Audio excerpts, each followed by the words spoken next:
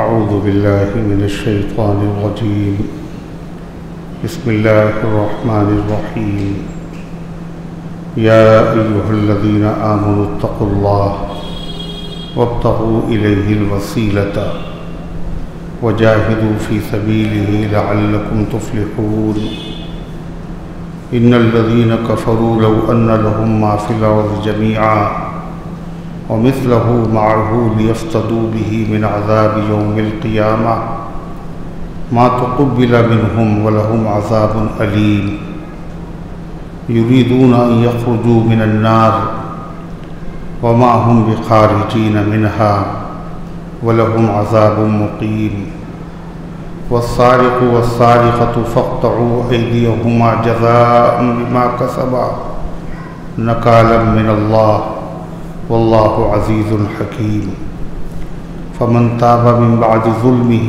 وأصلح فإن اللہ یتوب علیہ ان اللہ غفور رحیم ألم تعلم ان اللہ له ملک السماوات والأرض يعذب من يشاء ويغفر لمن يشاء واللہ على كل شيء قدیر یا ایہا الرسول لا يحزنك الذین یسارعون فی الکفر من الذین قالوا آمنا بافواہہم ولم تؤمن قلوبہم ومن الذین ہادوا سماعون للکذب سماعون لقوم آخرین لم یأتوک یحرفون الکلم من بعد مواضعہ یقولون ان اوتیتم هذا فخذوه وَإِن لَّمْ تُؤْتَوْهُ فَاحْذَرُوا وَمَن يُرِدِ اللَّهُ فِتْنَتَهُ فَلَن تَمْلِكَ لَهُ مِنَ اللَّهِ شَيْئًا أُولَٰئِكَ الَّذِينَ لَمْ يُرِدِ اللَّهُ أَن يُطَهِّرَ قُلُوبَهُمْ لَهُمْ فِي الدُّنْيَا خِزْيٌ وَلَهُمْ فِي الْآخِرَةِ عَذَابٌ عَظِيمٌ سَمَّاعُونَ لِلْكَذِبِ أَكَّالُونَ لِلسُّحْتِ فَإِن جَاءُوكَ فَاحْكُم بَيْنَهُمْ وَأَعْرِضْ عَنْهُمْ وَإِن تُعْرِضْ عَنْهُمْ فَلَن يَضُرُّوكَ شَيْئًا وَإِنْ حَكَمْتَ فَاحْكُم بَيْنَهُمْ بِالْقِسْطِ إِنَّ اللَّهَ يُحِبُّ الْمُقْسِطِينَ وَكَيْفَ يُحَكِّمُونَكَ وَعِندَهُمُ التَّوْرَاةُ فِيهَا حُكْمُ اللَّهِ ثُمَّ يَتَوَلَّوْنَ مِن بَعْدِ ذَلِكَ وَمَا أُولَٰئِكَ بِالْمُؤْمِنِينَ صدق اللہ العظیم۔ محترم حضرات، سامعین کرام، حاضرین مسجد، عزیزوں اور بزرگوں اور باوقار ماؤں اور بہنوں، یہ قرآن مقدس کے چھٹے پارے کی سورہ مائدہ کی پاکیزہ، نورانی، مبارک، باعظمت، مطہر آیتیں ہیں۔ دعا کیجئے اللہ تعالیٰ ان مقدس آیات کی روشنی میں صحیح سچی بات عرض کرنے کی توفیق نصیب فرمائے اور ہم سب کو عمل کرنے کی توفیق عطا فرمائے۔ اس سے پہلے کی آیتوں میں اللہ تعالیٰ نے یہود و نصارہ کی سرکشی، اللہ کے حکموں کی مخالفت، ایمان نہ لانا، شرارتیں کرنا، عہد کو توڑ دینا، اس کا تذکرہ فرمایا۔ ان آیات میں اللہ نے ایمان والوں کو خطاب کیا کہ تم ان کی طرح نہ ہو جانا جنہوں نے اللہ کے عہد کو توڑا، اللہ کے حکموں کی مخالفت کی، سرکشی کی۔ اللہ فرماتا یا ایہا الذین آمنوا اتقوا اللہ، اے ایمان والو اللہ سے ڈرو، تقوی اختیار کرو، یعنی اللہ تعالیٰ کے حکموں کی مخالفت سے بچو۔ وابتغوا الیہ الوسیلہ، اور اللہ تعالیٰ کا تقرب تلاش کرو، اللہ کا تقرب تلاش کرو۔ دو طرح کے شریعت کے حکم ہیں، ایک ہے اللہ نے بہت ساری چیزوں سے بندوں کو روکا ہے، ان سے رک جاؤ، اور بہت سارے کام ایسے ہیں جن کو کرنے کا حکم دیا ہے ان کو کرتے رہو، اسی کا نام تقویٰ ہے۔ اللہ سے ڈرو، اللہ کے حکموں کی مخالفت سے بچو، اور اللہ کا تقرب تلاش کرو، وسیلہ تلاش کرو اللہ کا تقرب، یعنی وہ عمل کرو جو عمل اللہ کو پسند ہے، اللہ کی فرما برداری کرو، نیک اعمال کرو۔ اعمال صالحہ کرنے سے بندہ اللہ کے قریب ہو جاتا ہے۔ تقرب حاصل کرنے کا مطلب یہ ہے، حدیث میں آتا ہے فرض کے بعد سب سے زیادہ اللہ تعالیٰ کا تقرب بندے کو کاہے سے حاصل ہوتا ہے؟ نفل سے۔ فرض تو فرض ہے تو ادا کرنا ضروری ہے، مزید اللہ تعالیٰ کے بندہ اگر قریب جانا چاہتا ہے تو نوافل کا اہتمام کرے۔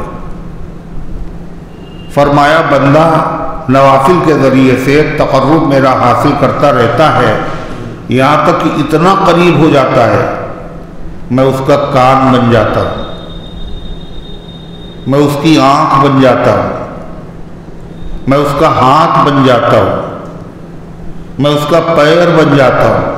اللہ کہہ رہا بندے کے ہاتھ بن جانے کا مطلب، آنکھ بن جانے کا مطلب، جب وہ اللہ کے جتنا قریب ہو جاتا ہے تو پھر وہ اپنی آنکھ سے انہی چیزوں کو دیکھتا ہے جن کو دیکھنے کی اجازت ہے،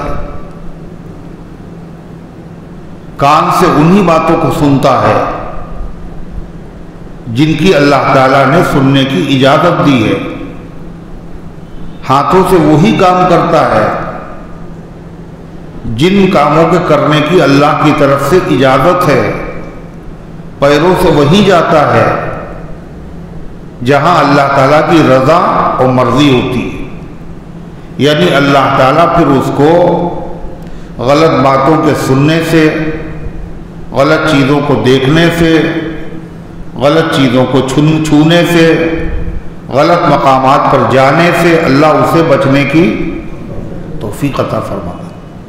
یہ انعام ہے کاہے کا؟ نوافل کے پڑھنے کا۔ اگر آدمی نوافل کا اہتمام کرتا ہے، نفل کسے کہتے ہیں؟ نفل کے معنی زائد،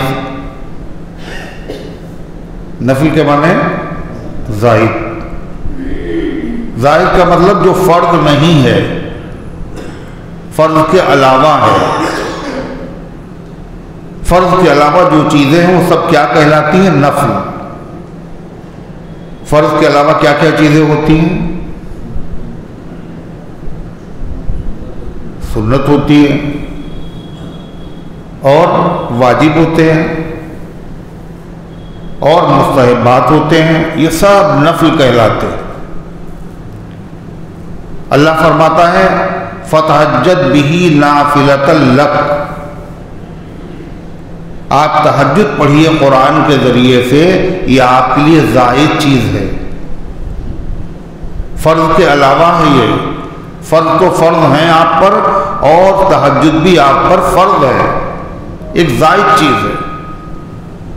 تو نوافل کا اطلاق ہوتا ہے زائد چیز پر، اس لیے نفل بول کر کبھی مراد لیا جاتا ہے واجب بھی اس میں آ گیا، سنتیں بھی اس میں آ گئیں، مستحبات بھی اس میں آ گئے، یہ سب نفل کہلاتے ہیں، اس لیے کہ یہ فرض کے علاوہ ہیں۔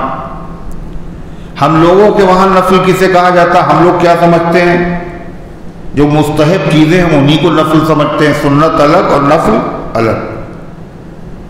تو غرضے کی نفل کا لفظ بولا تو سب پہ جاتا ہے، یہ سب کیا ہے؟ اللہ تعالیٰ کے تقرب کا ذریعہ ہے۔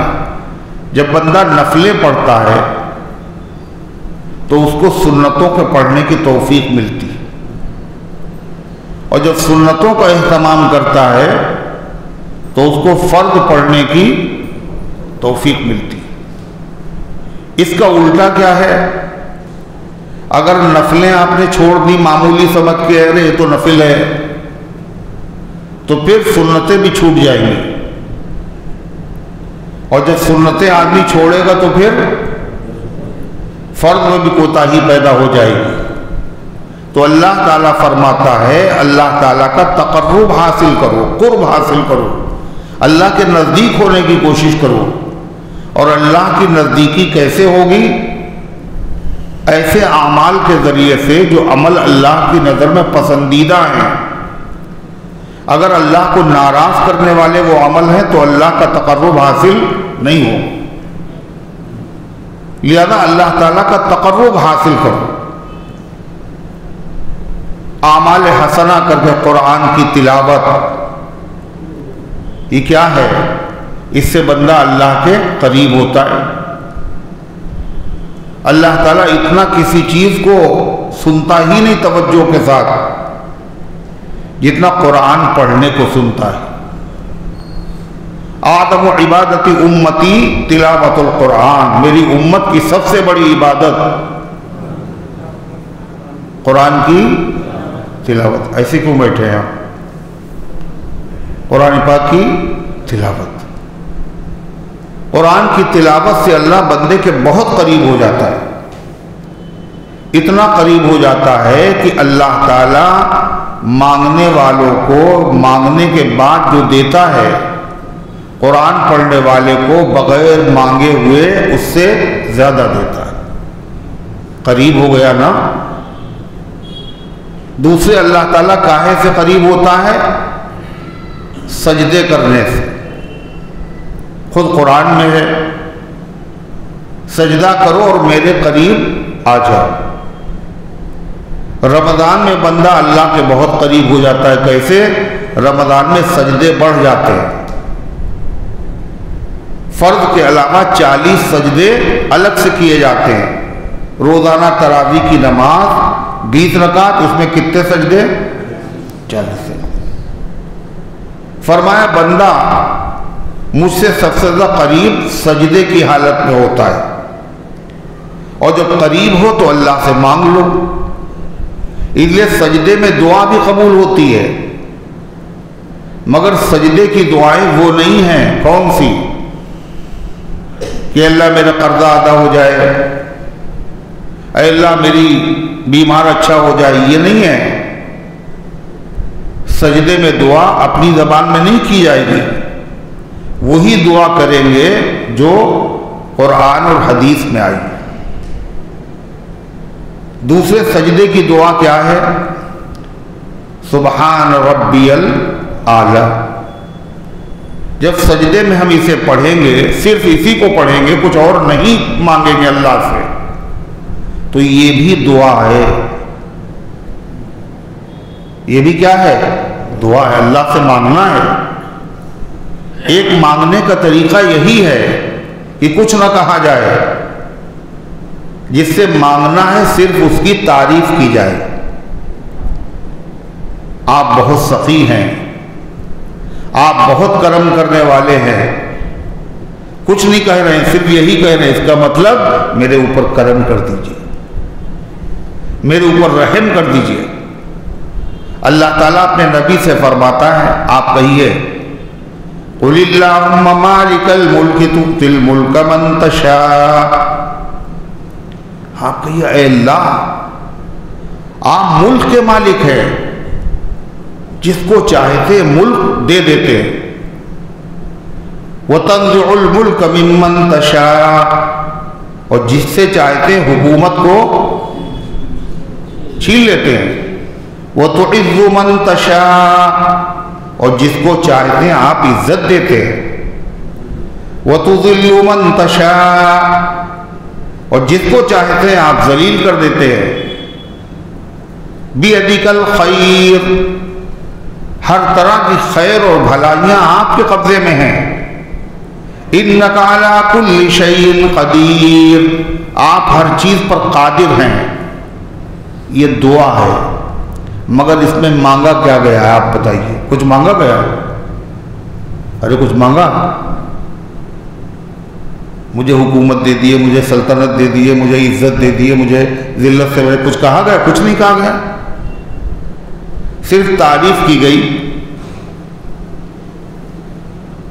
کریم کی تعریف کرنا ہی اس سے سوال کرنا ہے، یہ بھی دعا ہے، یہ بھی اللہ سے مانگنا ہے۔ اور یہ مانگنے کا طریقہ سکھایا کس نے؟ اللہ نے۔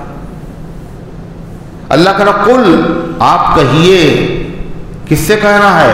اپنے حبیب صلی اللہ علیہ وسلم، آپ کہا کیجئے وَقُلْ رَبِّ زِدْنِي عِلْمًا، آپ کہیے اے میرے رب میرا علم بڑھا دیجئے۔ یہ تو دعا ہے صاف صاف، اور وہاں کیا ہے؟ دعا نہیں ہے، تعریف ہے۔ تو تعریف بھی دعا ہے۔ جب بندے نے سجدے میں کہا سبحان ربی الاعلی، پاک ہے میرا رب جو سب سے بلند ہے، اور بار بار کہہ رہا ہے، یہ کیا ہے؟ یہ تعریف بھی ہے اور دعا بھی ہے۔ اور اللہ جانتا ہے میرے بندے کو کس چیز کی ضرورت ہے، اور اللہ کے خزانے میں کسی چیز کی کمی بھی نہیں ہے۔ بندہ اللہ کے بہت قریب پہنچ چکا ہے، لہذا اللہ تعالیٰ اس کی حاجتوں کو پورا فرما دیتا ہے۔ اللہ فرماتا ہے وَابْتَغُوا إِلَيْهِ الْوَسِيلَةَ، اللہ تعالیٰ کا قرب تلاش کرو۔ وسیلہ کہتے ہیں ایسی چیز جو دو چیزوں کو آپس میں جوڑ دے، دو چیزوں کو آپس میں جوڑ دے، بندے کا اللہ سے تعلق قائم کر دے۔ تو جو چیز بیچ میں تعلق قائم کرنے والی ہے وہ کیا ہے؟ وسیلہ۔ وہ کیا چیز ہے جو اللہ تعالیٰ کو بندے کو اللہ سے جوڑتی ہے؟ نیک اعمال، اچھے عمل، اللہ کی رضا والے کام۔ اللہ خوش ہو جائے گا، بندہ اللہ کے قریب ہو جائے گا، بندے کا تعلق اللہ سے جڑ جائے گا۔ اللہ کو ناراض کرنے والے کام کرے گا تو بندے کا تعلق اللہ سے ٹوٹ جائے گا اور دور ہو جائے گا۔ تو وسیلے سے مراد وہ وسیلہ نہیں ہے جو دعاؤں میں دیا جاتا ہے، وسیلہ سے مراد اللہ کو قریب کرنے والی چیزیں۔ حضور انور صلی اللہ علیہ وسلم نے فرمایا فاطمہ عمل کرو، عمل۔ صفیہ اے نبی کی پھوپھی عمل کرو، عمل۔ قیامت کے دن محمد رسول اللہ صلی اللہ علیہ وسلم کی بیٹی ہونا اور پھوپھی ہونا کام نہیں ہے، عمل کرو۔ عمل سے بندہ اللہ کے قریب ہو جاتا ہے۔ ایک صحابی ہے حضور صلی اللہ علیہ وسلم کے خادم ہیں وہ، تو ایک روز حضور پاک علیہ السلام نے کہا مانگو، کوئی خواہش ہو تمہاری تو مانگو۔ یہ مطلب نہیں تھا میں جو چاہوں دے دوں، مانگو، اللہ تعالیٰ سے ہم تمہاری سفارش کریں گے، درخواست کریں گے، تمہیں مل جائے گا۔ تو انہوں نے کہا کیا مانگا؟ انہوں نے کہا کہ مرافقتک فی الجنہ، حضور ہم آپ کا جنت میں ساتھ چاہتے ہیں۔ یہ صحابہ عقل مند ہے نا، ایسی چیز مانگی کہ سب کچھ اس میں آ گیا۔ جنت بھی چاہتے ہیں، اور جنت بھی کون سی؟ جس میں آپ کا قرب ہو، آپ کی نزدیکی نصیب ہو۔ آپ نے فرمایا وغیر ذالک، اس کے علاوہ بھی کچھ چاہیے؟ نہیں حضور یہی چاہیے۔ یہ بہت بڑی چیز، یہ مل گئی تو سب مل گیا۔ تو آپ نے فرمایا اعنی، میری مدد کرو تاکہ یہ تمہاری تمنا پوری ہو جائے، میری مدد کرو۔ کیسے؟ بکثرت السجود، کثرت سے سجدے کرو، یعنی کثرت سے نوافل پڑھو، اللہ کے قریب ہو جاؤ گے، میں دعا کروں گا اور میری دعا تمہارے حق میں قبول ہو جائے گی۔ تو اللہ فرماتا ہے کہ تلاش کرو، اللہ کی مخالفت سے بچو اور اللہ کا تقرب تلاش کرو، اللہ کو قریب کرنے والے عمل تلاش کرو، عمل کرو جو اللہ کو پسند ہے۔ اسی طریقے سے وسیلہ ایک ایسے مقام کا نام ہے جو جنت میں ہے، اور اس سے اونچا کوئی مقام نہیں۔ جنت کے بہت سے درجے ہیں، بہت سے مقامات ہیں۔ جنت میں جو سب سے اونچا مقام، سب سے اونچا مقام اللہ کے قریب کرنے والا، اس مقام کا نام ہے وسیلہ۔ حضور انور صلی اللہ علیہ وسلم نے فرمایا جنت میں ایک مقام ہے جو بہت اونچا عرش رحمان سے بہت قریب ہے. آپ نے فرمایا وہ ایک ہی آدمی کو ملے گا اور مجھے امید ہے وہ مجھے اللہ عطا فرمائے گا. پھر آپ نے فرمایا تم میرے لیے اس مقام کے لیے دعا کیا کرو, میرے لیے اس مقام کو حاصل کرنے کے لیے دعا کرو. حضور کہہ رہے ہیں کیسے دعا کرو گے؟ فرمایا جب مؤذن اذان کہے فقولوا مثل ما قال المؤذن, جو مؤذن کہے وہی تم بھی کہا کرو, وہی دہراؤ. اللہ اکبر کا جواب اللہ اکبر, اشہد ان لا الہ الا اللہ کا جواب اشہد ان لا الہ الا اللہ, اشہد ان محمد رسول اللہ کا جواب اشہد ان حی علی الصلاۃ حی علی الفلاح کا جواب لا حول ولا قوۃ الا باللہ. اور الصلاۃ خیر من النوم کا جواب صدقت وبررت. اللہ اکبر کا جواب اللہ اکبر, اور لا الہ الا اللہ کا جواب لا الہ الا اللہ. جیسے اذان کا جواب ہے ایسے ہی تکبیر کا بھی جواب ہے. پتہ ہے جب جماعت کھڑی ہوتی ہے تکبیر کہی جاتی تو اس وقت لوگ چپ چاپ کھڑے رہتے, اس کا بھی جواب دینا چاہیے. جو تکبیر کہنے والا کہہ رہا ہے کیا خالی کیا کر رہے ہیں آپ؟ کھڑے ہیں آپ, زبان سے اللہ کا ذکر کرو. کیا ذکر کریں؟ جو تکبیر کہنے والا کہہ رہا ہے وہی دہراؤ. لا حول ولا قوت, جب وہ حی علی الصلاۃ حی علی الفلاح کہے تو تم لا حول ولا قوت الا باللہ. جب وہ کہے قد قامت الصلاۃ قد قامت الصلاۃ تو تم جواب میں کیا کہو گے؟ کیا کہو گے بھائی؟ تھوڑا سا اور دور بیٹھیں تو اچھا لگے گا, تھوڑا سا اور دور ہو جائیے, تھوڑا سا بہت اچھا لگے گا. اسلم صاحب تھوڑا اور دور ہو جائے, پیچھے ٹیک لگا لیجیے, بہت اچھا لگے گا. انتظار میں ہے, کہا جائے ایک مرتبہ درود شریف پڑھ لیے, پھر درود شریف پڑھیں گے تو کیا جواب ہے؟ اقامہ اللہ و ادامہ, اللہ اس کو قائم رکھے, اللہ اس کو دائم رکھے, ہمیشہ اللہ تعالیٰ اس کو باقی رکھے. اقامہ اللہ, اللہ اس کو قائم رکھے, و ادامہ, اور اللہ اس کو ہمیشہ باقی رکھے. لوگ کیا کرتے ہیں جب تکبیر ہوتی ہے تو جیسے ہی حضور صلی اللہ علیہ وسلم کا نام آتا صلی اللہ علیہ وسلم, بس اس کے علاوہ کچھ نہیں بولتے. ارے ہے نہیں, یہ میں ویسے کہہ رہا ہوں, سنا نہیں سنا, ابھی سن لینا عشاء میں. حضور صلی اللہ علیہ وسلم کا جب نام آیا تو خالی صلی اللہ علیہ وسلم, بس صلی اللہ علیہ وسلم بھی کہو مگر پورے کلمات دہراؤ. اشہد ان محمد رسول اللہ صلی اللہ علیہ وسلم, پورے کلمات. تو آپ نے فرمایا جب اذان کہے مؤذن تو تم بھی وہی کہو جو مؤذن کہہ رہا ہے, اور جب اذان پوری ہو جائے تو ایک مرتبہ میرے اوپر درود شریف پڑھو.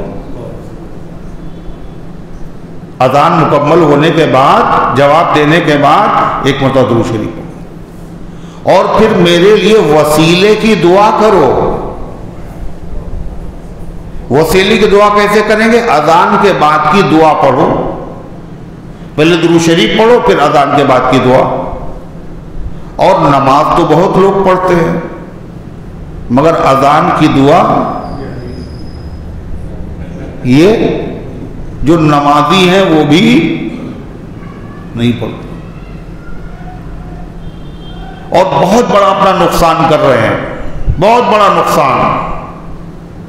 آپ نے فرمایا جو یہ دعا پڑھے گا اس کے لیے قیامت کے دن میری شفاعت واجب ہو جائے گی, میں سفارش کروں گا, میں قیامت کے دن اس کے لیے گواہ بنوں گا. تو اللہ کے نبی کی سفارش کون کون نہیں چاہتا؟ کون کون نہیں چاہتا؟ جو نہ چاہتا ہوں ہاتھ اٹھائے. اور کون چاہتا ہے؟ حضور کی سفارش چاہتے ہیں. حضور یہ بھی امت کے فائدے کے لیے تمہارا فائدہ ہے. کیسے ہوگی یہ سفارش؟ اذان کے کلمات دہراؤ اور اس کے بعد درود شریف پڑھو اور پھر دعا پڑھو. دعا کیا ہے؟ اللہم رب هذه الدعوة التامة، اے اللہ رب هذه الدعوة التامة، اے اس مکمل دعوت کے مالک. یہ اذان کیا ہے؟ اذان کے معنی تو اعلان کے ہیں. اعلان کر دیا تھا آؤ نماز کھڑی ہو گئی، حی علی الصلاۃ، نماز کے لیے آؤ، یہ اعلان ہو گیا. مگر اذان میں صرف یہ نہیں ہوتا نماز کے لیے آؤ. اذان میں کیا ہوتا؟ اللہ اکبر اللہ اکبر، اللہ سب سے بڑا ہے، اللہ سب سے بڑا ہے. یہ دعوت دی جا رہی پوری دنیا کے انسانوں کو. آسمان بڑا ہے؟ نہیں، اللہ سب سے بڑا ہے. زمین بڑی ہے؟ نہیں، اللہ سب سے بڑا. اور 4 مرتبہ کہو اللہ اکبر. یہ 4 مرتبہ کیوں ہے؟ اس لیے کہ پورے عالم کی سمتیں جو ہیں وہ 4 ہیں، اتر دکھن پورب پچھم. 4 مرتبہ اعلان کرو اللہ اکبر، اللہ سب سے بڑا ہے. عہدہ نہیں بڑا، منصب نہیں بڑا، حکومت نہیں بڑی، سب سے بڑا اللہ. پھر دوسری دعوت اشہد ان لا الہ الا اللہ، میں گواہی دیتا ہوں اللہ کے علاوہ کوئی عبادت کے لائق نہیں. 2 مرتبہ واشہد ان محمد رسول اللہ، میں گواہی دیتا ہوں محمد صلی اللہ علیہ وسلم اللہ کے رسول ہے. حی علی الصلاۃ، آؤ نماز کی طرف. حی علی الفلاح، آؤ کامیابی کی طرف. اللہ اکبر اللہ اکبر، اللہ سب سے بڑا ہے، اللہ سب سے بڑا ہے. لا الہ الا اللہ، اللہ کے علاوہ کوئی عبادت کے لائق نہیں. اعلان تو چھوٹا سا ہے حی علی الصلاۃ، باقی جو کلمات کیا ہیں یہ اللہ کا ذکر ہے اور اللہ کی طرف دعوت ہیں اور دعا ہیں. تو اذان میں کیا کہا جا رہا ہے؟ اللہم رب هذه الدعوة التامة، اے اس مکمل دعوت کے مالک. والصلاة القائمة، اور قائم رہنے والی نماز کے مالک. دنیا میں جہاں کہیں نمازیں پڑھی جا رہی ہیں ان کا مالک کون ہے؟ اللہ. کس کے لیے پڑھی جا رہی ہیں؟ اللہ کے لیے. والصلاة القائمة، اور قائم رہنے والی نماز کے مالک. آتی محمد الوسیلہ، آتی عطا فرمائیے محمد صلی اللہ علیہ وسلم کو وسیلہ، یعنی جنت کا وہ مقام عطا فرمائیے جو جنت کا سب سے اعلیٰ مقام ہے، اس سے اونچا کوئی مقام نہیں. اے اللہ وہ مقام محمد صلی اللہ علیہ وسلم کو عطا فرمائیے. وارزقنا شفاعتہ وابعثوا مقاما محمودا، اور ان کو بھیج دیجیے مقام محمود میں. مقام محمود بھی حضور پاک صلی اللہ علیہ وسلم کا مقام ہے، جہاں کھڑے ہو کر آپ اللہ کی حمد و ثنا کریں گے اور ایسی تعریف کریں گے ایسی کبھی کسی نے تعریف نہیں کی. اور آپ نے بھی ان کلمات کے ساتھ دنیا میں تعریف نہیں کی. وہ کلمات اللہ اسی دن آپ کے قلب میں ڈالے گا، آپ ان کلمات سے اللہ کی تعریف کریں گے. مقام محمود، محمود قابل تعریف، وہ ایسا مقام ہے جہاں آپ کی سب تعریف کریں گے.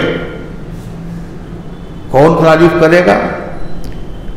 آپ اللہ کی تعریف کریں گے اور ساری مخلوق آپ کی تعریف کرے گی. صرف آپ کی امت نہیں، ہر نبی کی امت آپ کی تعریف کرے گی. صرف امت پر آپ کا احسان نہیں ہے، مسلمانوں پر، ایمان والوں پر، غیر ایمان والے بھی آپ کی تعریف کریں گے. کیوں؟ اس دن ایک آپ ایسا کام کریں گے جو سب کے اوپر بہت بڑا احسان ہوگا. آپ کا فیض آپ کے دنیا میں آنے سے پہلے لوگوں کو حاصل ہوا، آپ کا فیض دنیا میں آنے کے بعد حاصل ہوا، آپ کا فیض قیامت کے دن بھی سب کو حاصل ہوگا۔ وہ کیا ہے؟ میدان محشر میں سب جمع ہیں، اولین و آخرین، ہر نبی کے امتی، ایمان والے بھی غیر ایمان والے بھی، اور سب پریشان، نفسی نفسی کا عالم، ہر آدمی کو اپنی فکر پڑی ہوئی، نبیوں کو بھی اپنی فکر ہوگی، صرف نفسی نفسی، میری جان بخش دیجئے، میری جان بخش دیجئے۔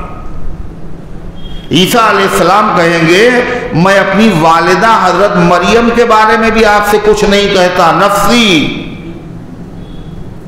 وہ مقام، اور سب کھڑے ہوئے میدان محشر میں، مقدارہ 50,000 سنہ، جس کی مقدار 50,000 سال کے برابر، سخت گرمی،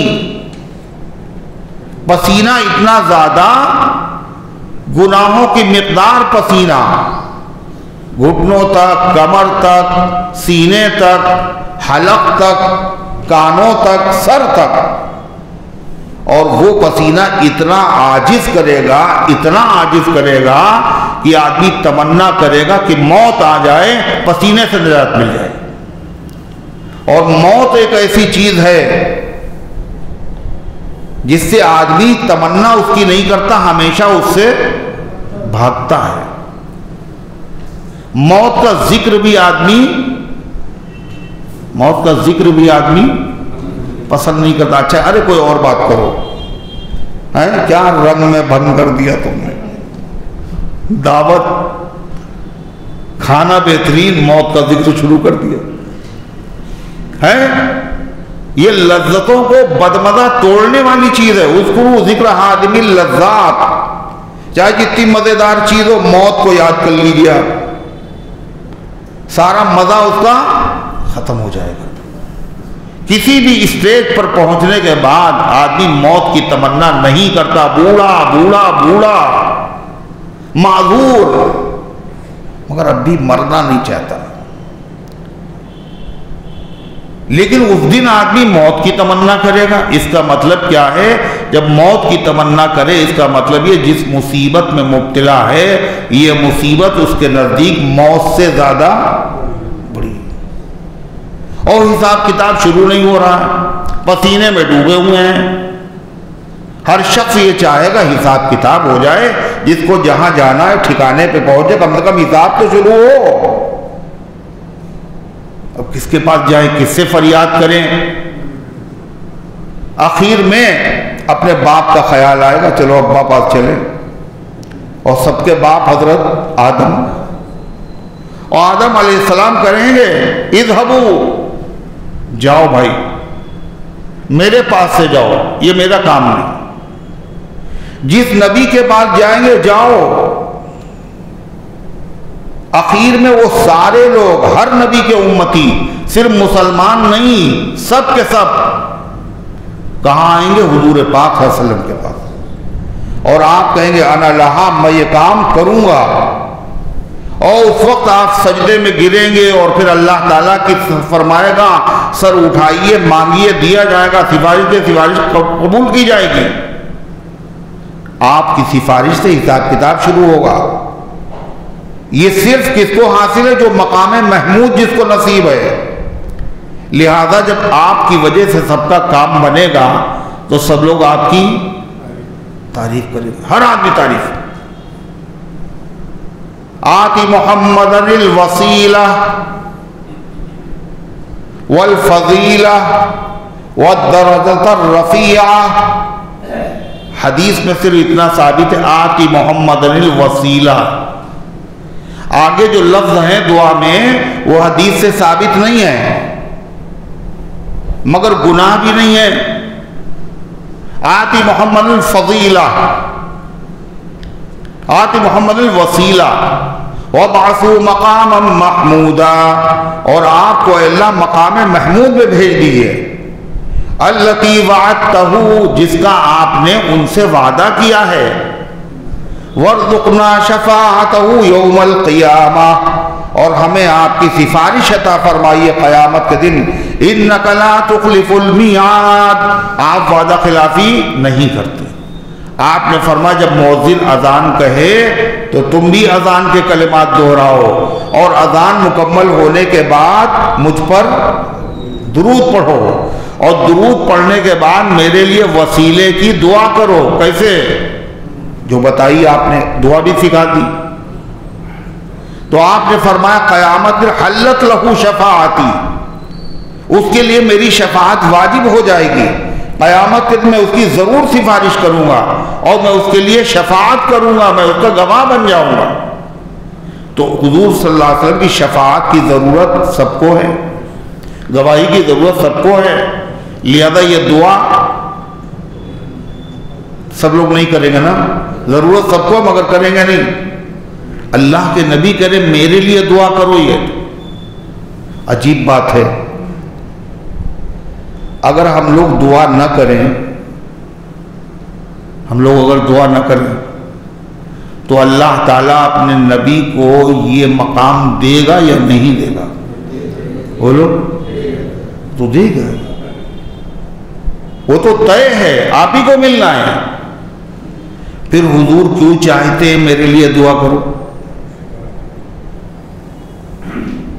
جب وہ دینا ہی ہے اللہ تعالیٰ کو تو حضور کیوں چاہتے ہیں کہ تم لوگ دعا کرو؟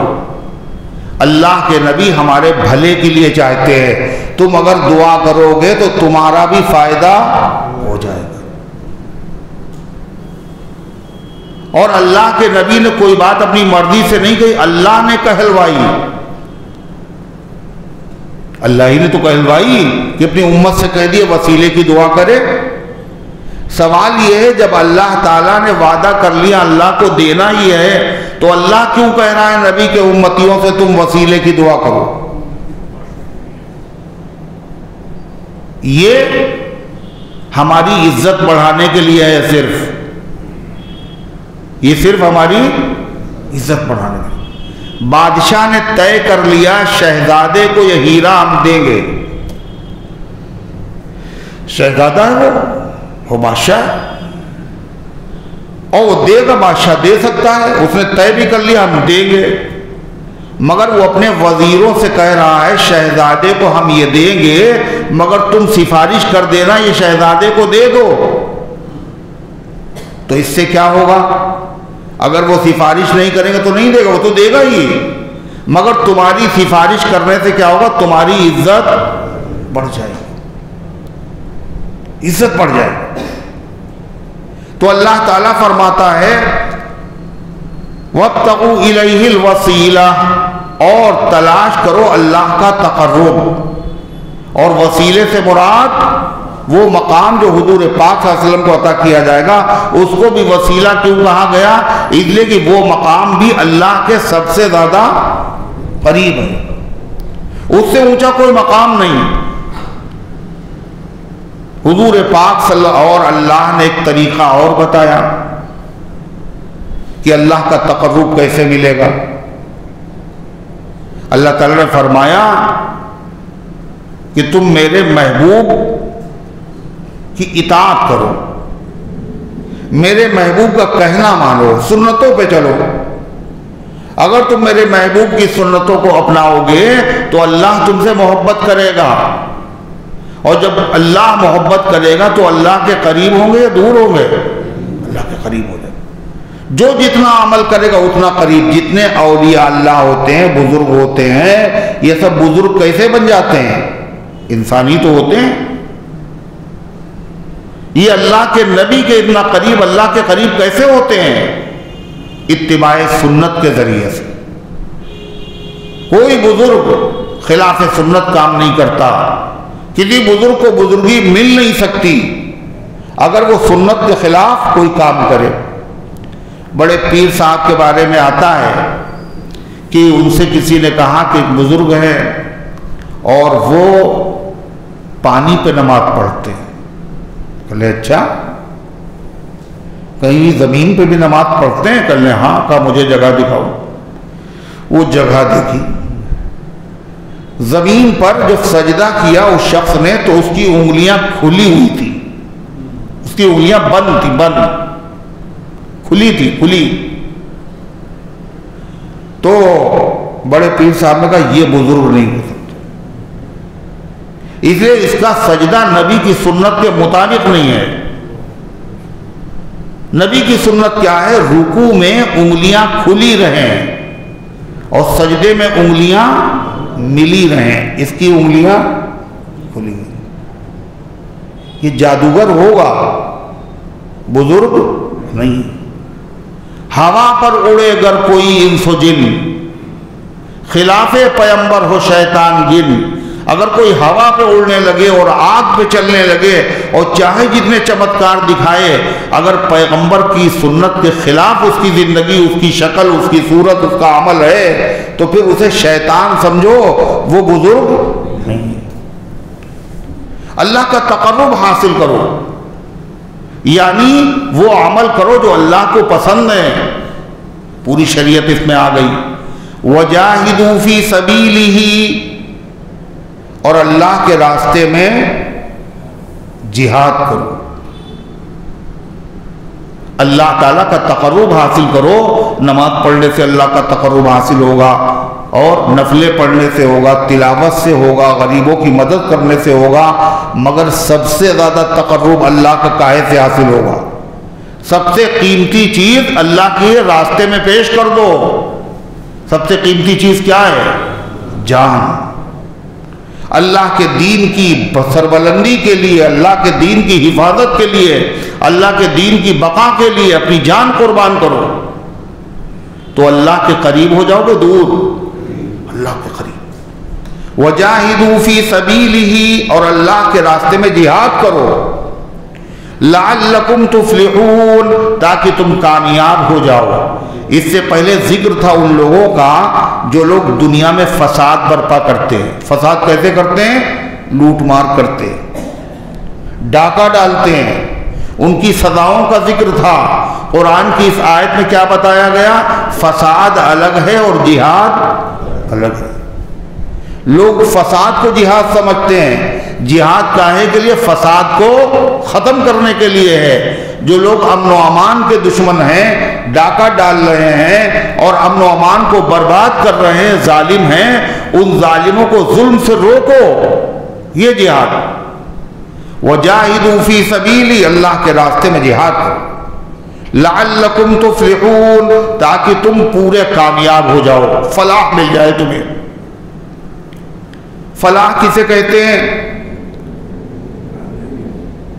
کامیابی. یہ کامیابی فلاح کا پورا ترجمہ نہیں ہے. فلاح کہتے ہیں کہ ہر دکھ، ہر تکلیف، ہر اندیشہ، ہر خطرہ، ہر مصیبت، ہر صدمہ دور ہو جائے اور ہر تمنا پوری ہو جائے. اس کا نام ہے فلاح. نہیں سمجھ میں آئی بات؟ فلاح کسے کہتے ہیں؟ فلاح کسے کہتے ہیں؟ ہر دکھ، ہر تکلیف، ہر خطرہ، ہر بیماری، ہر مصیبت جو ناپسند ہے وہ سب دور ہو جائے اور جو پسند ہے وہ سب مل جائے. یہ دنیا میں مل سکتا ہے؟ بولو. بادشاہوں کے سر میں درد نہیں ہوتا، پیٹ میں درد نہیں ہوتا، ان کو موت کا اپنی ڈر نہیں ہوتا، ان کی اولادیں نہیں مرتی، ان کے ماں باپ کا انتقال نہیں ہوتا. کوئی بچا ہے دنیا میں جو غم سے خالی ہو؟ اور کوئی ہے جس کی ہر تمنا پوری ہو جائے؟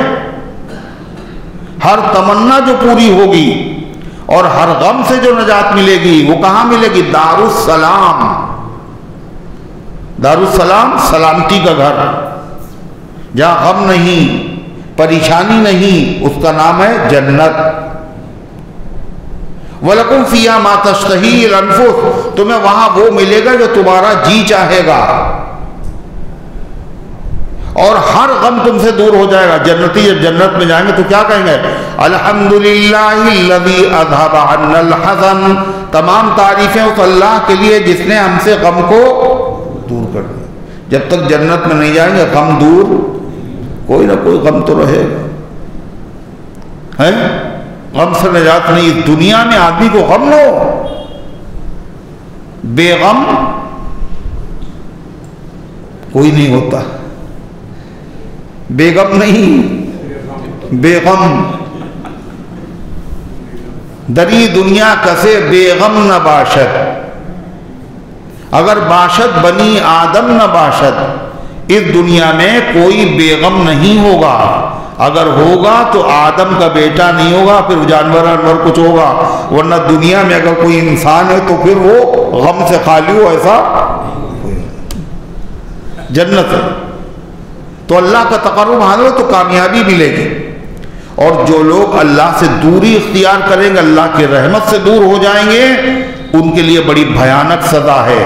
جو اللہ کے قریب ہو جائیں گے ان کے لیے بہترین جزا جنت ہے، اور جو لوگ اللہ سے دوری اختیار کریں گے، جتنا دور ہو جائے گا اللہ کی رحمت سے، جو کفر کرے گا، شرک کرے گا، وہ کبھی جنت کے قریب نہیں جا سکتا، جہنم سے نجات نہیں ملے گی۔ اللہ ان کا ذکر کر رہا ہے، ان الذین کفروا، بے شک وہ لوگ جنہوں نے کفر کیا، لو ان لہم ما فی الارض جمیعا، اگر ان کے پاس ہو وہ سب جو زمین میں ہے، پوری دنیا کی زمین میں اتنا سب ان کو مل جائے قیامت کے دن، زمین میں کیا ہے، دفینے، خزینے، دنیا بھر کی دولت اگر ان کے پاس ہو، وَمِثْلَهُ مَعَهُ، جتنی زمین میں دولت ہے یہ سب ہو اور اتنی اور ان کے پاس ہو،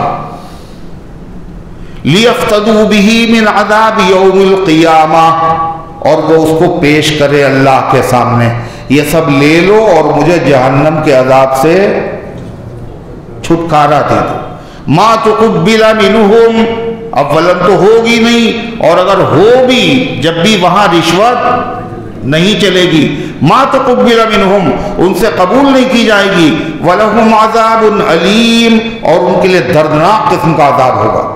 حضرت انس بن مالک رضی اللہ عنہ فرماتے ہیں کہ جہنمیوں میں سے اللہ کہے گا ایک آدمی کو نکالو ذرا،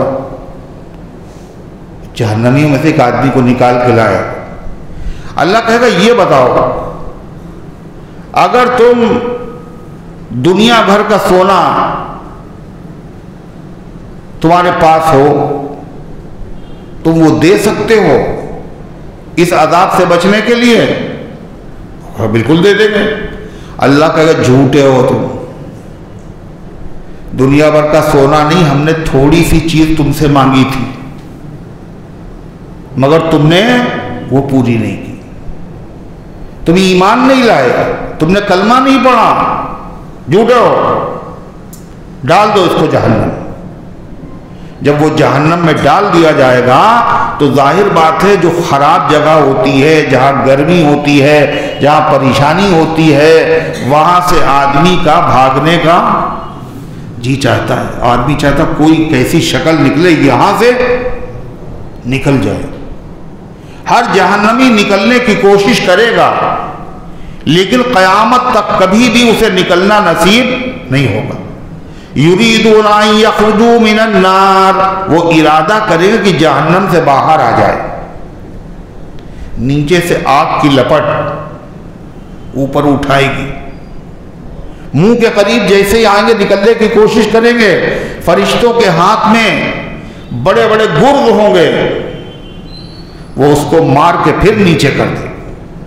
یریدون ان یخرجوا من النار، وہ چاہیں گے کہ جہنم سے نکل جائیں، وما هم بخارجین منها، مگر وہ اس سے کبھی نہیں نکلیں گے، ولہم عذاب مقیم، ان کے لیے دائمی عذاب ہے، دائمی کا مطلب ہمیشہ ہمیشہ کے لیے، مگر جو جہنم میں جائیں گے وہ ہمیشہ جہنم میں رہیں گے، کبھی نکلنا نصیب نہیں ہوگا۔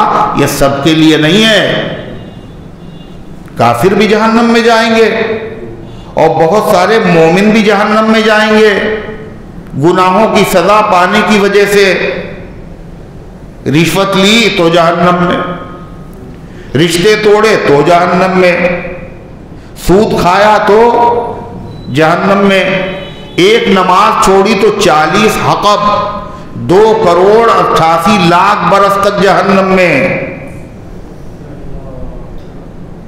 مگر یہ جہنم سے نکلیں گے نہیں نکلیں گے؟ کہا یہ سب نکلیں گے، اگر ایمان ہے تو نکلیں گے۔ کوئی جلدی نکلے گا، کوئی دیر میں نکلے گا، کوئی بہت دیر میں نکلے گا، مگر نکلیں گے۔ یہاں تک کہ ایسے نکلیں گے بالکل کوئلہ، جہنم سے جو لوگ نکلیں گے آخر میں کوئلہ۔ جنت کے قریب دروازے پر جو نہر ہوگی اس میں نہلایا جائے گا ان کو، اور ایک دم سے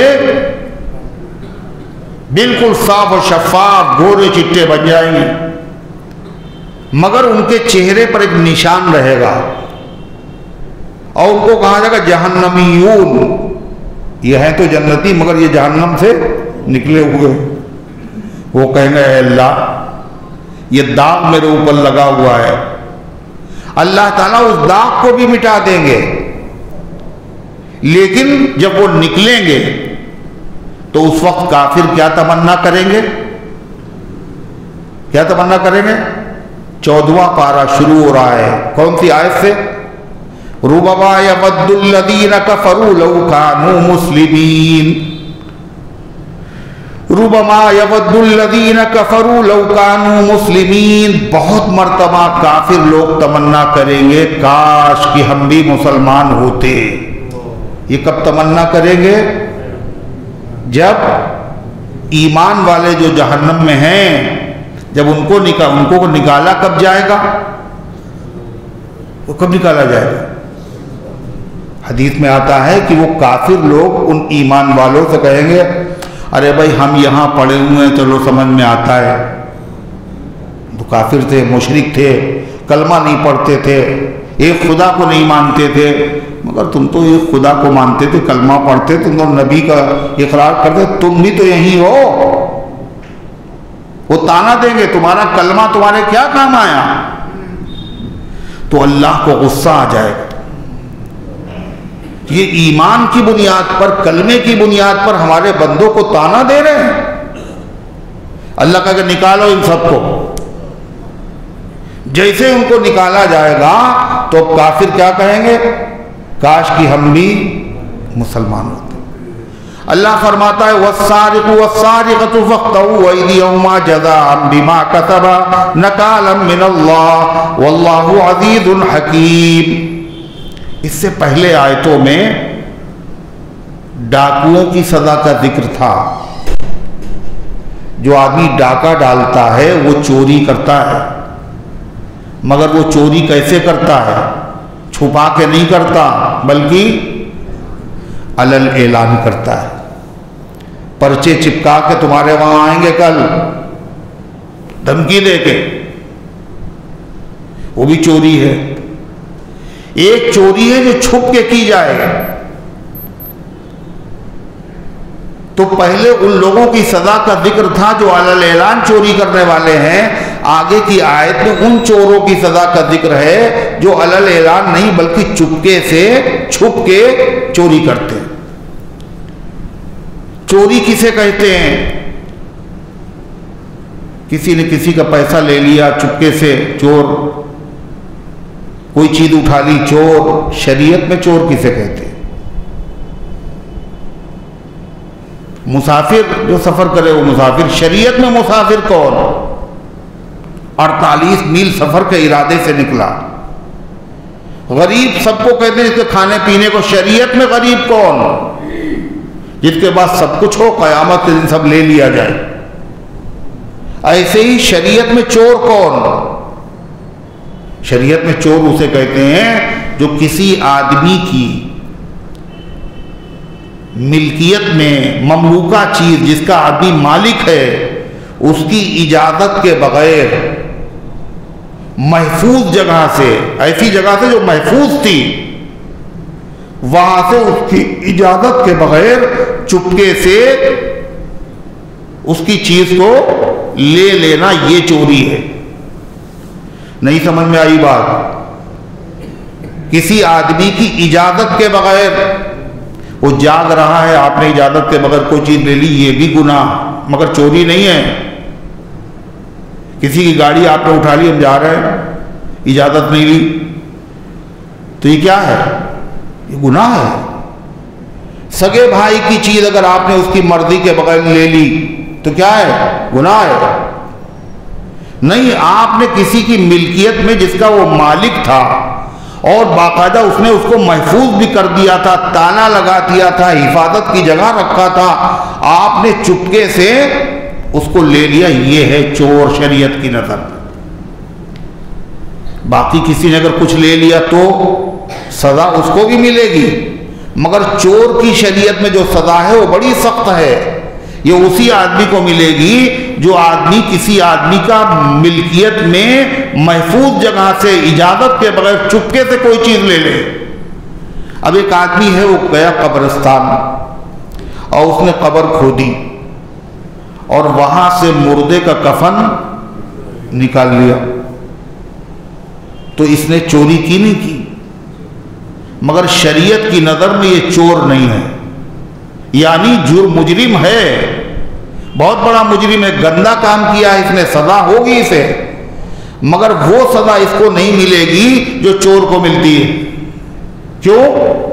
یہ چوری اسے کہتے ہیں جو مال محفوظ کو نکالے، اور وہاں قبر محفوظ نہیں ہے، کوئی بھی کھول کے نکال سکتا ہے، جو اس کی چیزیں جس کا کوئی مالک ہو اس کو لے لے، اور کفن جو ہوتا ہے اس کا مالک مردہ نہیں ہوتا۔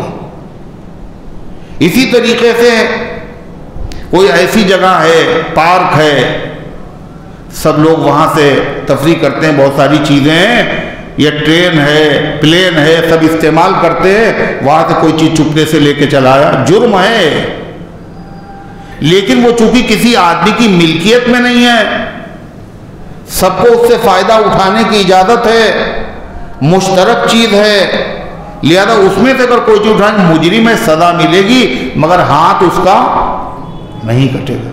سمجھ رہے ہیں؟ تو اللہ تعالیٰ کیا بتاتا ہے؟ وَالسَّارِقُ وَالسَّارِقَةُ فَاقْطَعُوا أَيْدِيَهُمَا جَزَاءً بِمَا كَسَبَا نَكَالًا مِّنَ اللَّهِ وَاللَّهُ عَزِيزٌ الْحَكِيمٌ۔ چوری کرنے والا مرد اور چوری کرنے والی عورت، فَاقْطَعُوا کاٹ دو، أَيْدِيَهُمَا ان کے ہاتھوں کو، مرد ہو اس کا ہاتھ بھی کٹے گا، کون سا؟ داہنا ہاتھ، کہاں پر سے؟ گٹے کے پاس۔ عورت نے چوری کی، جرم ثابت ہو گیا، اس کا بھی ہاتھ کٹو، کاٹ دو ان کے ہاتھ۔ کون کاٹے گا؟ کون کاٹے گا؟ عوام کو اجازت نہیں ہے، کون کاٹے گا؟ باقاعدہ مقدمہ چلے گا، جرم ثابت ہوگا، جو حاکم ہیں وہ کاٹے گا۔ کیوں کاٹ دو ان کا ہاتھ؟ جزاء بما کسبا، یہ بدلہ ہے ان کے برے کام کا۔ چوری کا بدلہ نہیں ہے ہاتھ کاٹنا، جو مال انہوں نے چرائے اس کا بدلہ نہیں ہے، وہ مال تو اگر محفوظ ہے وہ تو لوٹانا پڑے گا، اگر ضائع ہو گیا ہے تو اس کی قیمت دینا پڑے گی، اگر قیمت دینے کی پوزیشن میں نہیں تو جس کا مال تھا اس سے معافی مانگنا پڑے گی۔ لیکن یہ اس نے جو چوری کا کام کیا، اتنا برا کام ہے، یہ اس کی سزا ہے، اس کا ہاتھ تو کٹے گا۔ جزاء بما کسبا، یہ بدلہ ہے اس کے برے کردار کا، نکالا من اللہ، یہ سزا ہے اللہ کی طرف سے۔ مطلب چوری میں دو حق ہوتے ہیں، کسی نے کسی کا مال چرایا، دو حق ہیں، ایک بندے کا حق، ایک اللہ کا حق۔ بندے کی چوری کی، بندے کا مال لیا، اللہ کا بھی حق ہے، اللہ نے منع کیا تھا چوری نہ کرو، لہذا اگر خالی بندے کا حق ہوتا تو جس کی مال چرایا تھا وہ کہتے بھائی میں نے معاف کیا، چھوڑو جانے دو، تو اس کا ہاتھ نہیں کٹے گا؟ ہاتھ بھی کٹے گا، اس لیے کہ جو آدمی کا اپنا حق ہو وہ تو معاف کر سکتا ہے، مگر اس میں صرف بندے کا حق نہیں، اللہ کا بھی حق ہے، تو بندے نے تو کیا کر دیا؟ معاف، مگر اللہ کی طرف سے اس کا حق معاف نہیں ہوگا، اس کا ہاتھ کٹے گا۔ حدیث میں آتا ہے کہ ایک مرتبہ یہودیوں کی مشرکین مکہ میں ایک عورت نے چوری کی، اور بڑا معزز خاندان تھا، بڑے لوگ تھے، وہ جرم ثابت ہو گیا، اب ہاتھ کٹنے کی بات آئی، خاندان کا مسئلہ تھا، سارے خاندان والوں کو فکر ہوئی کہ ہاتھ نہ کٹے ورنہ بڑی بدنامی ہوگی۔ تو اس سلسلے میں بات کون کرے اللہ کے نبی سے؟ لوگوں نے غور کیا کہ جو بہت چہیتا ہوگا وہی حضور سے بات کر سکتا، ہر آدمی کی تو ہمت نہیں۔ تو یہ طے پایا اسامہ بات کریں گے، حضرت اسامہ کون تھے؟ حضرت زید کے بیٹے، زید بھی چہیتے تھے، ان کے بیٹے اسامہ وہ بھی چہیتے تھے۔ اسامہ بچے تھے، کم عمر تھے، نوعمر تھے، وہ اپنے تیار ہو گئے، حضور صلی اللہ علیہ وسلم کے پاس آئے اور کہا کہ اس کے بدلے میں کچھ اور پیسہ لے لیا جائے اور ہاتھ نہ کاٹا جائے۔ تو آپ کا چہرہ غصے سے سرخ ہو گیا، اگرچہ وہ چہیتے محبوب تھے، اور آپ نے فرمایا اتشفعوا فی حد من حدود اللہ، کیا اللہ کی مقرر کردہ سزا میں تم سفارش کرنے آئے ہو؟ پھر آپ نے فرمایا یہ تو عورت ہے قبیلے بنو مخزوم کی، اگر فاطمہ بنت محمد بھی چوری کرتی اعاذنا اللہ منہ لقطعت یدہا، تو میں ان کا بھی ہاتھ کاٹ دیتا اور کوئی رعایت نہیں کرتا۔ اللہ تعالیٰ نکالا من اللہ، یہ سزا ہے اللہ کے، نکال کہتے ہیں ایسی سزا کو جس سے پورے معاشرے پہ اثر پڑے، لوگ تھرا جائیں، کپ کپا جائیں۔ اس سزا میں حکمت یہی ہے، اگر ہاتھ کٹ جائے شرعی سزا واقعی جاری ہو جاتی ہے۔ جن ملکوں میں وہاں چوری کے بہت واقعات ہوتے ہیں، ہے نا، جہاں ہاتھ کاٹے جاتے ہیں چور کے، وہاں چوریاں بہت ہوتی نا، وہاں نہیں ہوتی۔ شریعت کی سزا ہے، عبرت ہے، میرا بھی ہاتھ کٹے گا، یہ پیغام ہے۔ اور جہاں یہ سزا نہیں ہوتی وہ آئے دن چوریاں ہوتی ہے، جیل میں گئے اور پھر منصوبے بنا رہے ہیں اب کی کتنی بڑی چوری کرنا ہے، اب کی کیسے کرنا ہے، جیل خانے میں آرام کر رہے ہیں، منصوبے بنا رہے ہیں۔ یہ شریعت کی سزا ہے، مگر جو لوگ پڑھے لکھے کہلاتے ہیں وہ کہتے ہیں یہ سزا بڑی سخت ہے، یہ تہذیب کے خلاف ہے، آدمی کا ہاتھ کاٹ دیا جائے۔ مگر وہ عجیب قسم کے لوگ ہیں، چوری کرنا کیا تہذیب کی بات ہے؟ ارے چوری کرنا تہذیب کے خلاف نہیں، ڈاکہ ڈالنا تہذیب کے خلاف نہیں، اس سے بہتر سزا کیا ہوگی جس سے ہزاروں جرائم سے معاشرہ پاک ہو جائے۔ اللہ فرماتا جزاء بما کسبا نکالا من اللہ، یہ سزا ہے اللہ کی طرف سے، واللہ عزیز حکیم، اللہ زبردست ہے، جو چاہے وہ سزا دے سکتا ہے، جو چاہے قانون بنا سکتا ہے، مگر خالی اللہ طاقتور نہیں، حکیم بھی ہے۔ اللہ نے جو قانون بنایا ہے اس قانون میں حکمت ہے۔ ہاتھ کاٹنے کی سزا میں کتنی بڑی حکمت، پورا معاشرہ چوری کے جرم سے پاک ہو جاتا ہے، امن ہو جاتا ہے، چین ہو جاتا ہے۔ اگر مجرم کے اوپر رحم کھائیں گے تو کیا ہوگا؟ یہ پورے معاشرے میں فساد کے بڑھنے کا ذریعہ ہوگا، رکنے کا ذریعہ نہیں ہوگا۔ اللہ فرماتا فمن تاب من بعد ظلمه واصلح فان اللہ یتوب علیہ ان اللہ غفور رحیم، جو توبہ کر لے ظلم کے بعد، چوری کرنے کے بعد، پھر وہ توبہ کر لے، غلط کیا ہم نے، بڑے شرمندہ ہیں ہم، اور چوری کا مال بھی واپس کر دے، اور باقاعدہ ارادہ کر لے پکا کہ آئندہ چوری نہیں کریں گے، تو اللہ تعالیٰ اس پر رحمت کے ساتھ متوجہ ہو جائے گا، اللہ اسے معاف کر دے گا۔ کہاں معاف کر دے گا؟ آخرت میں، مگر دنیا میں اس کے لیے معافی پھر بھی نہیں ہے، ہاتھ تو اس کا کٹ کے رہے گا۔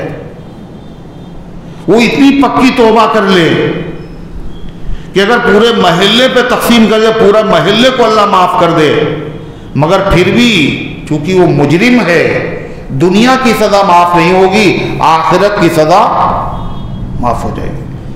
فَإِنَّ اللَّهَ يَتُوبُ عَلَيْهِ، اللہ تبارک و تعالیٰ اس پر رحمت کے ساتھ متوجہ ہو جائے گا آخرت میں۔ إِنَّ اللَّهَ غَفُورٌ رَحِيمٌ، اللہ بخشنے والا رحم فرمانے والا ہے۔ یہی حال زنا کی سزا کا ہے، یہی حال چوری کی سزا کا ہے۔ حدیث میں آتا ہے کہ ایک خاتون سے زنا ہوا اور ان کو سزا دی گئی۔ وہ ایک چھینٹ جو تھی ان کے خون کی ایک صاحب کے کپڑوں پہ پڑ گئی۔ انہوں نے برا بھلا کہا، آپ نے کہا خاموش رہو، تمہیں پتہ ہے اس شخص نے ایسی توبہ کی ہے، ایسی توبہ کی ہے، اگر پورے مدینے والوں پہ بانٹ دی جائے تو ہر ایک کو اللہ تعالیٰ معاف کر دے۔ تم کیا سمجھ رہے ہو؟ توبہ تو ہو گئی، مگر اللہ کا یہ قانون اس پر نافذ ہو کر کے رہے گا۔ آخرت میں اس کو سزا نہیں ملے گی، مگر دنیا میں تو سزا جرم کے بعد ملے گی۔ یہ کس میں ہے؟ ان سزاؤں میں ہے جو اللہ کی طرف سے مقرر ہیں، جیسے چوری کی سزا، جیسے شراب کی سزا، جیسے زنا کی سزا۔ غیر شادی شدہ ہے 100 کوڑے، شادی شدہ ہے تو پتھروں سے مار مار کے ہلاک کرنا۔ توبہ کرنے کے بعد بھی اگر جرم ثابت ہو جائے گا تو یہ سزائیں معاف نہیں ہوں گی، سزا تو دنیا میں جاری ہی کی جائے گی، آخرت میں اللہ تبارک و تعالیٰ اس کو سزا نہیں دے گا۔ الم تعلم ان اللہ لہ ملک السماوات والارض، کیا تمہیں پتہ نہیں ہے اللہ ہی کی حکومت ہے آسمانوں میں اور زمینوں میں۔ یعذب من یشاء ویغفر لمن یشاء، وہ جس کو چاہے عذاب دے، جس کو چاہے معاف کرے، کوئی اسے پکڑ نہیں سکتا۔ واللہ علی کل شیء قدیر، اور اللہ تعالی ہر چیز پر قادر ہے۔ یہ تو ذکر تھا کاہے کا؟ چوری کا، چور کی سزا کا۔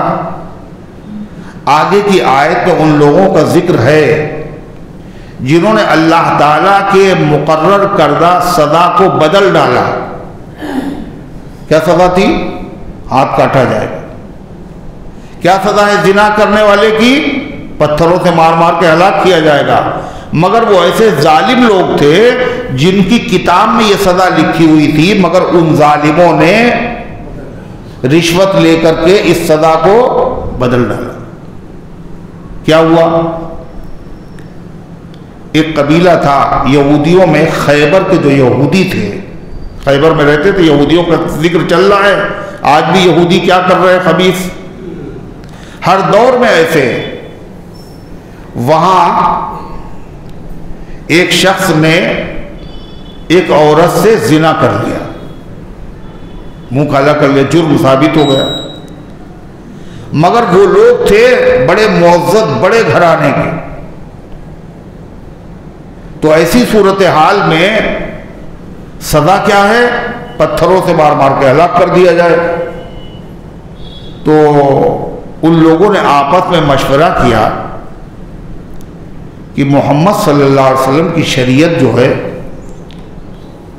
یہ آسان ہے، تو ایسا کرو حضور کے پاس یہ مقدمہ لے چلو، ہو سکتا ہے کوئی آسان سزا مل جائے، پتھروں سے مارنے کی سزا نہ ہو۔ مگر خود نہیں آئے وہ لوگ، آدمیوں کو بھیج دیا اور کہنے اگر وہ یہ سزا بتائیں کہ کوڑے مارے جائیں گے تو اس کو مان لینا، اور اگر کہیں نہیں ہلاک کیا جائے گا تو اس سزا کو نہ ماننا۔ وہ لوگ آئے، آپ صلی اللہ علیہ وسلم نے فرمایا ان کی سزا وہی ہے جو توریت میں لکھی ہوئی ہے۔ توریت میں کیا لکھا ہوا ہے؟ جبریل نے آ کے بتایا کہ اگر جرم ثابت ہو جائے شادی شدہ مرد اور عورت سے زنا کا تو پھر ان کی سزا کیا ہے؟ رجم، سنسار کرنا، پتھروں سے مار کے ہلاک کرنا۔ ان کا ہماری کتاب میں یہ سزا نہیں ہے۔ آپ نے فرمایا ہاتو بالتورات، لے آؤ اپنی کتاب۔ اللہ کے نبی تو امی تھے، لکھنا پڑھنا جانتے نہیں تھے، وہ سمجھے ان کو کیا پتہ چلے گا، لے آئے تو آپ نے فرمایا پڑھو۔ اب پڑھنے لگے، جہاں پہ سزا لکھی تھی وہاں پہ ہاتھ رکھ لیا، اوپر سے پڑھ رہے ہیں نیچے سے پڑھ رہے ہیں۔ عبداللہ ابن سلام جو یہودیوں کے عالم تھے، وہ مسلمان ہو چکے، کا ہاتھ ہٹاؤ، وہاں وہ لکھی ہوئی ملی۔ آپ صلی اللہ علیہ وسلم فرمایا، پھر بھی نہیں مانا، آپ نے فرمایا ابن سوریہ یہ یہودیوں کا بڑا عالم تھا، آپ نے کہا وہ کیسا آدمی ہے تمہارے اندر کا؟ بہت بڑا عالم ہے۔ آپ نے کہا اسے بلاؤ۔ اسے بلایا، جب وہ آ گیا تو حضور پاک صلی اللہ علیہ وسلم نے اسے قسم دی، اور کہا قسم ہے اس اللہ کی جس نے موسیٰ علیہ السلام پر توریت نازل کی، کیا توریت میں یہ سزا ہے یا نہیں ہے؟ اس نے کہا آپ نے اتنی سخت قسم دی ہے، اس لیے میں سچائی کو بیان کرتا ہوں، توریت میں وہی سزا ہے کہ سنسار کر دیا جائے۔ پھر اس نے کہا یہ اصل میں ہم لوگوں نے سزا بدلی کیوں؟ کہ ایک شہزادے نے زنا کر لیا، چونکہ شہزادہ تھا وہ، اس لیے لوگوں نے اس کی رعایت کی اور اس کے بعد میں اس کے لیے پیسہ لے کے اس کو ہلکی سزا دے دی۔ پھر ایک غریب نے جرم کیا تو اس کے لیے لوگ کہنے لگے یہی سزا ہے، پتھروں سے مار مار کے ہلاک کر دیا جائے، مالداروں کے لیے الگ اور غریبوں کے لیے الگ۔ انہوں نے کہا یہ تو کوئی بات نہیں ہوئی، یہ آپس میں جھگڑا ہو ہی رہا تھا کہ بڑے بوڑھوں نے کہا کہ ایسا نہ کرو، محمد صلی اللہ علیہ وسلم نے فیصلہ کرا۔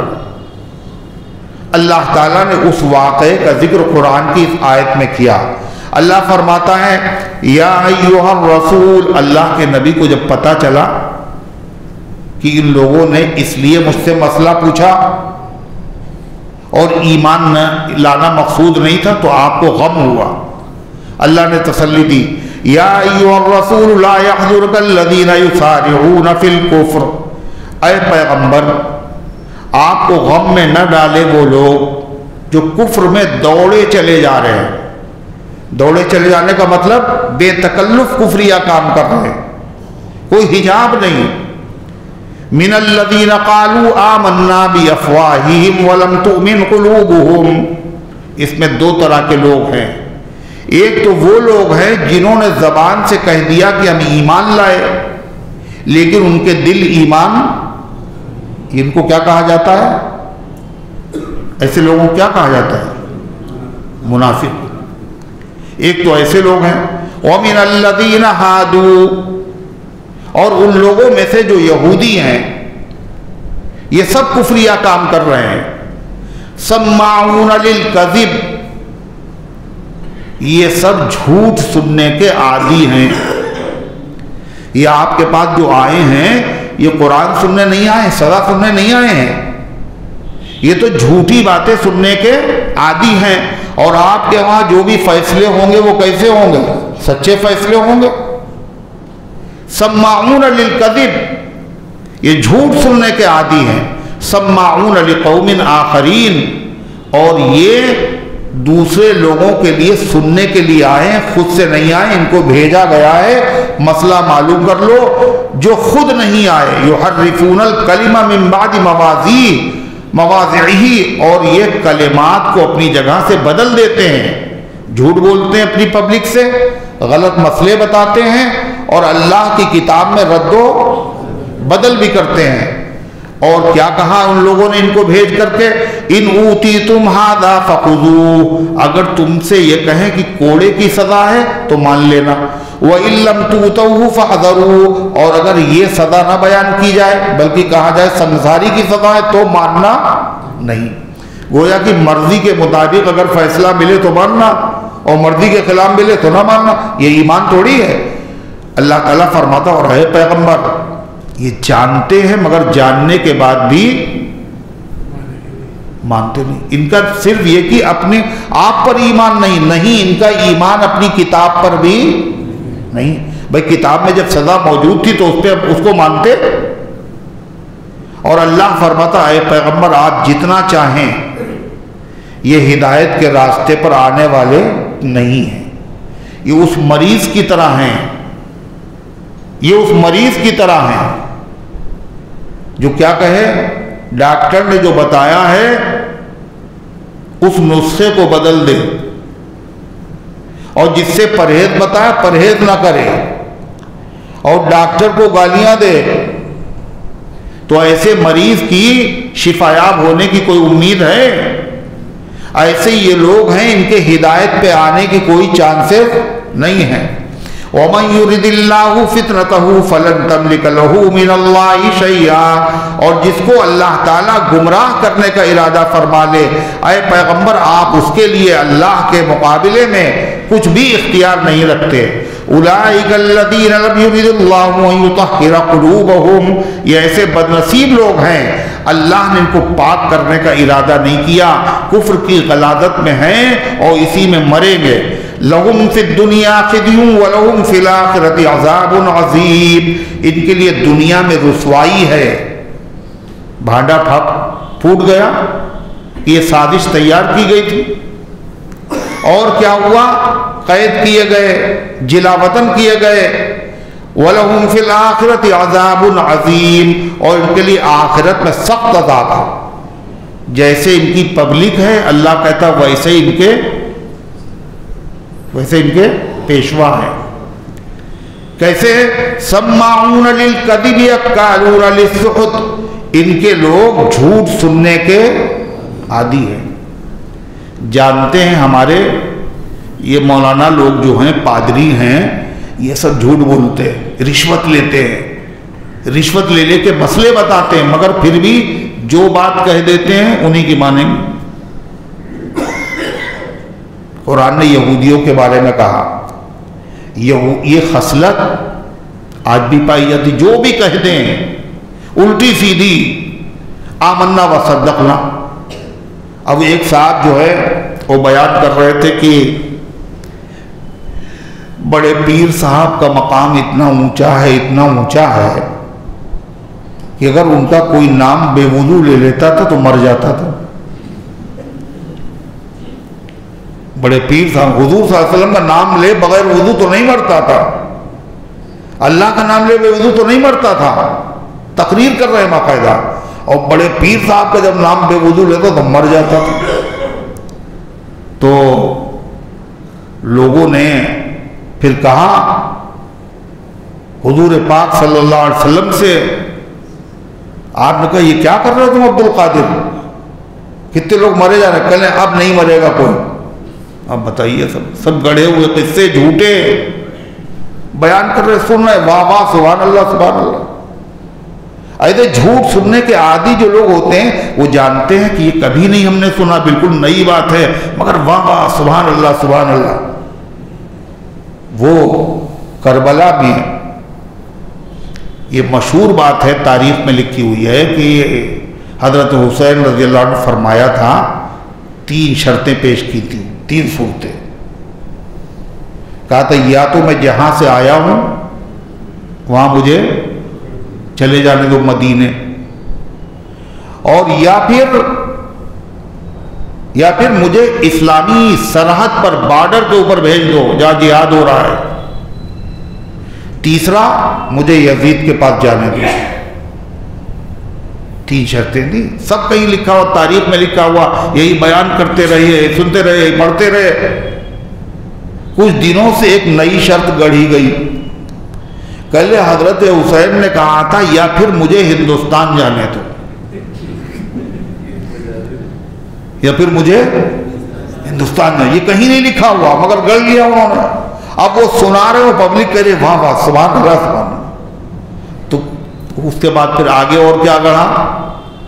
کل نے امام سے پوچھا، لوگوں نے وہاں تو مسلمان نہیں رہتے، وہاں جانے کے لیے کیوں کہہ رہے ہو؟ کلے مسلمان نہیں رہتے مگر انسان تو رہتے ہیں. دیکھا تو پبلک بھی ویسے ہی، پیشوا بھی ویسے ہی. فرما سماعون للکذب، یہ غلط بات سننے کے عادی ہیں. اکارون للسحت، یہ رشوت کے حرام کھانے کے عادی ہیں. فَإِن جَاءُوكَ فَاحْكُم بَيْنَهُمْ، اے پیغمبر اگر یہ آپ کے پاس فیصلہ لے کے آئیں تو آپ کو اختیار ہے، چاہے فیصلہ کریں اور چاہے کہے جاؤ.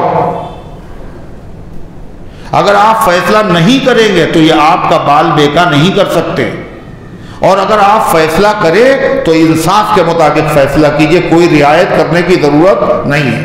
اللہ فرماتا فَإِن جَاءُوكَ فَاحْكُم بَيْنَهُمْ، اگر یہ آپ کے پاس آئیں، فَاحْكُم بَيْنَهُمْ تو آپ ان کے درمیان میں فیصلہ کر دیجئے. وَأَعْرِضْ عَنْهُمْ، یا آپ ان کو ٹال دیجئے. وَإِن تُعْرِضْ عَنْهُمْ، اور اگر آپ ان کو ٹال دیں، فَلَن يَضُرُّوكَ شَيْئًا، تو یہ آپ کو کچھ بھی نقصان نہیں پہنچا پائیں گے، ہم حفاظت کی ذمہ داری لیتے ہیں. وَإِنْ حَكَمْتَ فَاحْكُم بَيْنَهُمْ بِالْقِسْطِ، اور اگر آپ فیصلہ ہی کریں تو انصاف کے مطابق فیصلہ کیجئے.